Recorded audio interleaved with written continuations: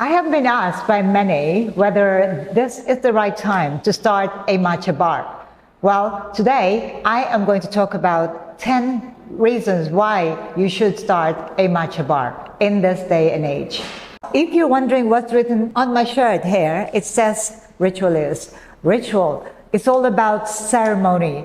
Making matcha is a ceremonial process. Ritualist meaning everything is a part of a ritual. And the Japanese word stands for teishu, which means the host of the tea ceremony. Very appropriate. The first thing is that the matcha popularity is booming. There is a global demand for matcha drinks. This is because some people are looking for options, coffee versus something else. So they are looking for healthier versions, functional beverages, and matcha is everything that you can ever ask for.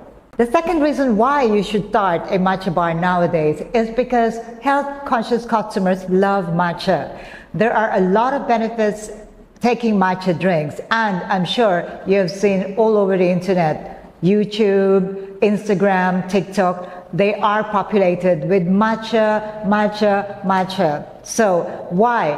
First, matcha has a lot of antioxidants, and we need antioxidants to prevent us from having cancer cells.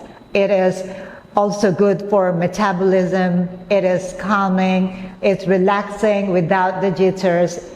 Unlike coffee, it is also relaxing, especially for those that are already kind of addicted to coffee. You should start matcha. It gives you this soothing sensation and a slow release of energy, so you get energized the whole day. So although a lot of health-conscious customers are now turning to matcha, there are also those that are still addicted to coffee.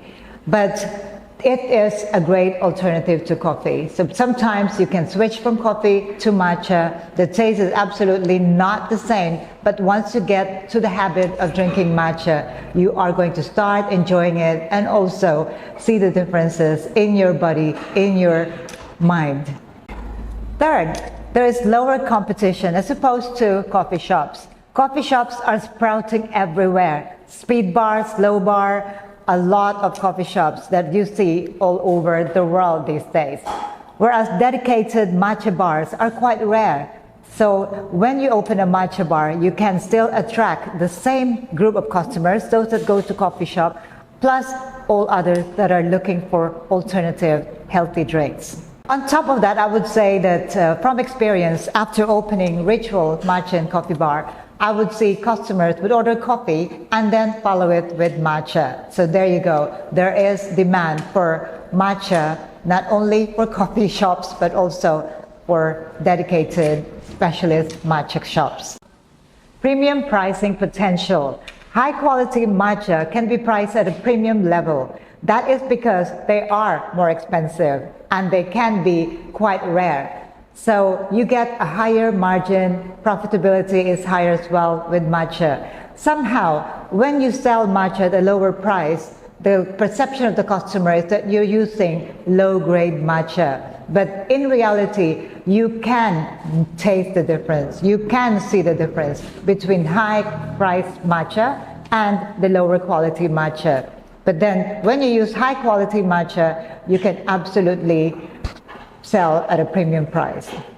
Mostly matcha in my shop, we charge matcha about double the price of coffee.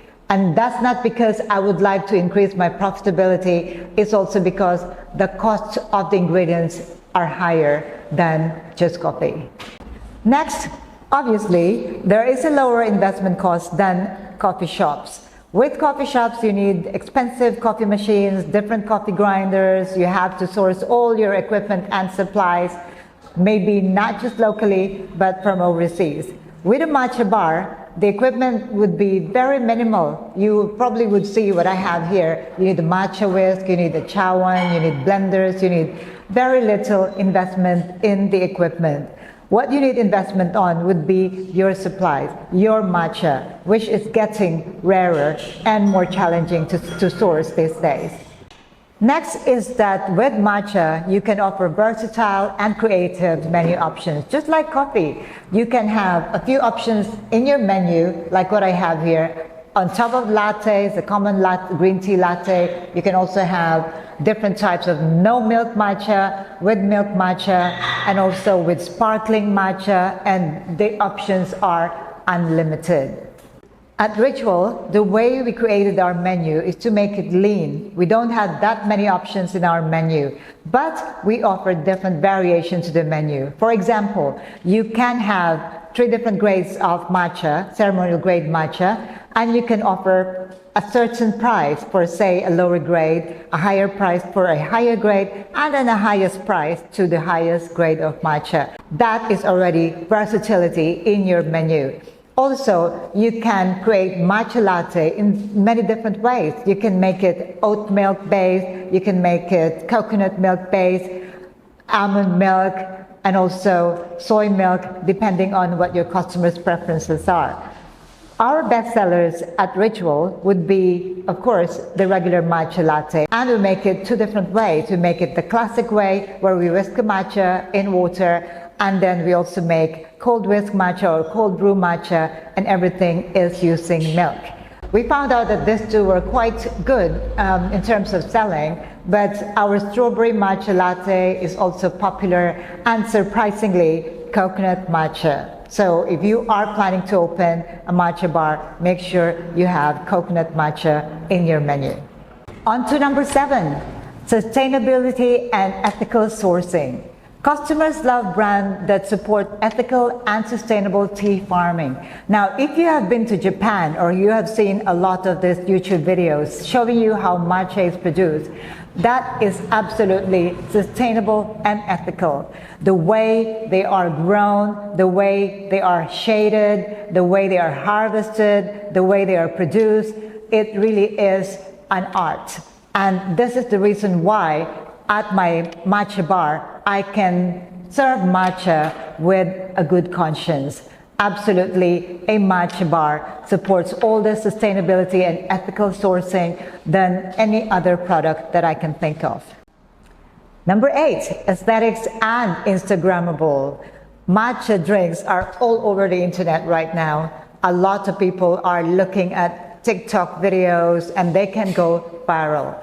With matcha, with that vibrant green color and with that whisking process, it's something new, something different, and people are still fascinated by the process of preparing matcha, especially in a ceremonial way. So when you prepare matcha at a matcha bar, make sure that it is open for show, and also that people can see how you are doing it. So it's not something that is taken from a bottle or is prepared the night before, although I've seen some shops doing that. So they prepare a batch and then they just put it in a large bottle, and when they prepare their matcha drink, they just pour them in the cups.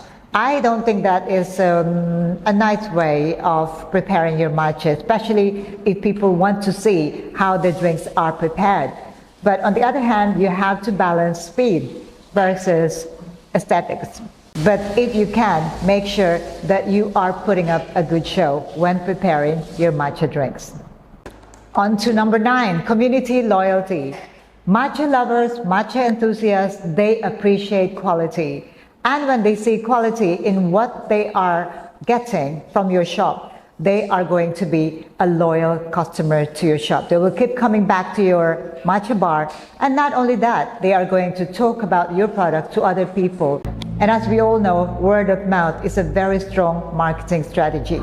So make sure that you prepare that high quality matcha and also consistently do not skimp. If you're going to use 5 grams, use 5 grams. You're using 6 grams, use 6 grams. No skimping, because the customers can tell a quality matcha from a low quality matcha. And there is now a growing popularity of high quality matcha bars that you need to compete with.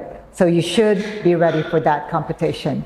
I started about 4 months ago, and I would say that the customer base has been growing. I don't see the regular customers coming back again and again, but I'm getting new customers.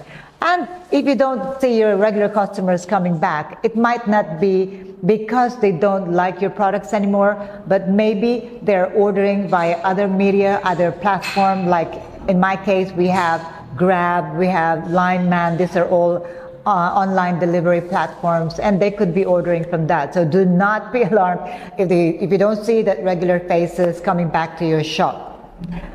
So the final one that I would say is, with a matcha business, a matcha bar, you can have multiple revenue streams. You can sell matcha bowls.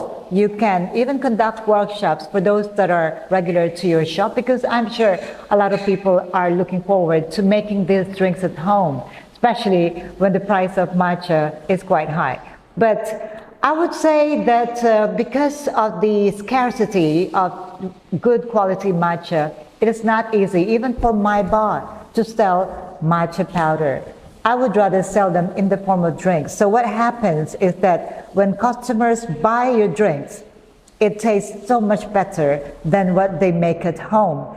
It's not because they don't know how to make it, it's because of the different matcha that they are using. So I suppose you could make a workshop, and also you can sell merchandise like a t-shirt like the one I'm wearing now. You can also sell whisk, chasen, you can sell keychains. So these are all possible with a matcha bar. After all that I have told you today, there should be no doubt at all in your mind whether you should start a matcha bar. And if you need help with starting up, you can always contact me. You can always attend my workshops in Bangkok and be firsthand to see how we make our matcha here at Ritual Matcha and Coffee Bar, and see what the customers' perceptions are, what the customers think about having a matcha bar. Now, how you keep it growing and how you keep it going at that consistent rate is all up to you. It's all up to how you manage your matcha bar and everything else that comes with it. Up next, I'm going to talk about 10 things I wish I knew before I opened my matcha bar. So stay tuned. That's all I would like to share with you today. I hope that this video clip is useful and that you will be encouraged to start a matcha bar. The biggest challenge in starting a matcha bar is getting the right supply. So you can also contact us for this. In the meantime, thank you for watching. Ciao for now.